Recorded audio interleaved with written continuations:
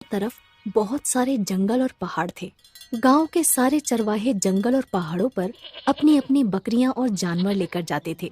उसी गांव में घनश्याम नाम का एक लड़का भी रहता था। घनश्याम बहुत ही गरीब था। घनश्याम के पिताजी एक गरीब किसान थे। उनके पास केवल 3 बीघा जमीन थी।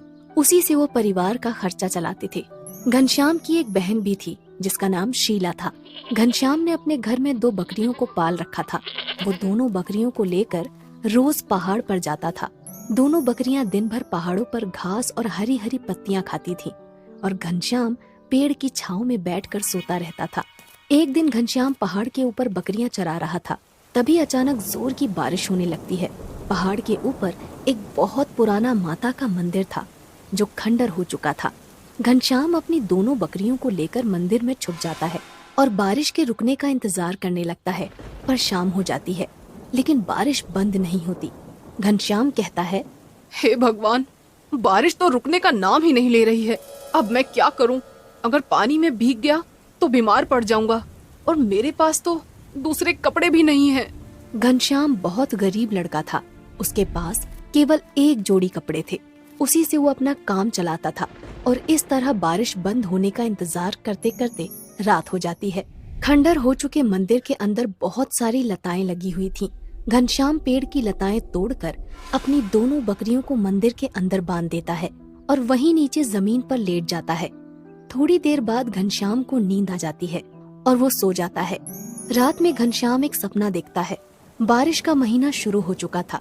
एक दिन घनश्याम के पिताजी घर में घनश्याम से कहते हैं, बेटा घनश्याम, बारिश शुरू हो चुकी है और अभी तक खेतों में बुआई नहीं हुई है।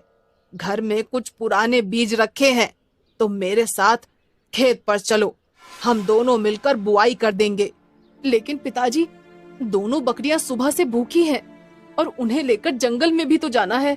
तब घनश्याम के पिताजी कहते हैं, आज बकरियां चराने शीला चली जाएगी, तुम मेरे साथ खेत पर चलो। घनश्याम अपने पिताजी की बात मान लेता है और इसके बाद दोनों बाप बेटे बीज लेकर खेत की तरफ चल पड़ते हैं। रास्ते में चलते हुए घनश्याम के पिताजी घनश्याम से कहते हैं, बेटा, कुछ दिनों बाद रक्षाबंधन का त्योहार आने वाला है। हर बार की तरह इस बार भी रक्षाबंधन का त्योहार ऐसे ही निकल जाएगा। तब घनश्याम कहता है, तो क्या हुआ पिताजी, हमारे पास पैसे नहीं हैं, लेकिन हम खुश तो हैं। इस तरह बात करते करते दोनों बाप बेटे अपने खेत पर पहुंच जाते हैं। दोनों दिन भर मेहनत करके खेत की बुआई करते हैं और शाम को वापस अपने घर लौट आते हैं। घर पहुंचते ही घनश्याम के पिताजी आवाज लगाते हैं, शीला, अरे ओ शीला, बेटा एक गिलास पानी तो लाना। लेकिन अंदर से कोई जवाब नहीं आता। तब घनश्याम के पिताजी घनश्याम से कहते हैं, बेटा, अंदर जाकर देख, शायद शीला रसोई में होगी।